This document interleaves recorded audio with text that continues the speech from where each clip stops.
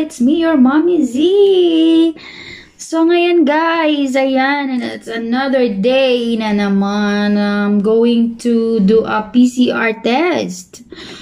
Kasi, required yon for travel. Pupunta kami ng Abu Dhabi, so need talagang mag-PCR test. Usually, there is a two kind of PCR test here. So, the first one is for the blood. Kukunan ka dito ng dugo. And the second one is yung sa ilong. So, ganun kasi ka-strict yung Abu Dhabi. Kasi, wala pa siya. Before kasi, it's a blood only lang yung dito lang sa kanin. But kasi ngayong mga gumagawa another rules na naman sila na last week kasi na kinunan kami dito sa kamay ng dugo. So in the next week naman na nakukunan sa'yo is yung sa ilong mo naman. Tusok-tusukin na naman yung ilong mo. So actually I have 5 times na siguro akong tinusok-tusok sa ilong ko. So yung ilong ko hindi na siya virgin kasi tinusok-tusok na siya ng tusok. So, ayan guys, sobrang, alam mo yun yung feeling na masakit siya, nakiliti, na hindi mo alam na sobrang, basta parang ang sagwa, na maluluha ka talaga kasi, parang, ng pakiramdam sa loob, pag inano siya. Sobrang bilis lang din naman, pero, yung feeling kasi, and then kailangan mong mag-take a deep breath para hindi mo masyadong ma-feel yung sakit or yung something na tawag ka doon, nakalimutan ko, pag pinasok na yung small stick na parang ano ba tawag doon sa ilong mo. So ayun na nga guys. So next week na naman magpupunta na naman ulit kami ng Abu Dhabi, sa hands na naman, ito na naman, dugo na naman din. Another next week na naman magpupunta na naman ulit kami sa ilong na naman. So ganun dito sa Abu Dhabi, ganun dito sila kaste pag pupunta ka ng Abu Dhabi. So ayun guys, samahan niyo ako and silipin natin kung paano nila ginagawa yung PCR swab test. So, ganon. So, kaya ayan guys, tara na.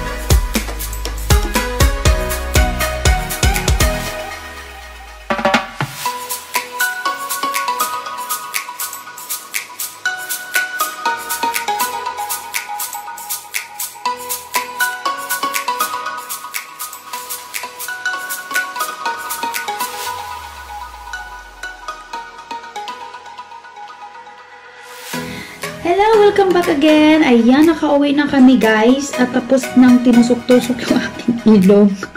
Nakita yun naman kung paano siya tusok-tusok. So, ayun. Napaluha talaga ako kasi parang until now, parang I feel something that na meron pa siya sa ilong ko. And parang dito pa rin yung stick. Masakit siya guys. Actually, masakit siya. Pero, ayun lang, buti lang, isang ano lang, stick, isang ano lang yung tinusok sa ilong ko. So, ayun, and, ayan, marami ng tusok ang na ano nitong ilong ko. So, next week na naman ulit, and another week na naman ulit, ayan, tusok na naman ulit. So, hanggang dito pa ako, marami akong tusok na matitikman sa ilong ko. Maraming tusok yung ilong ko matitikman. So, ayan guys. Ayan tayo ng lahat. Maraming salamat sa walang sawang suporta nyo sa akin sa panonood ng mga videos ko. And, ayan, God bless all. And, ayan nga, mag-iingat tayong lahat. Bye-bye!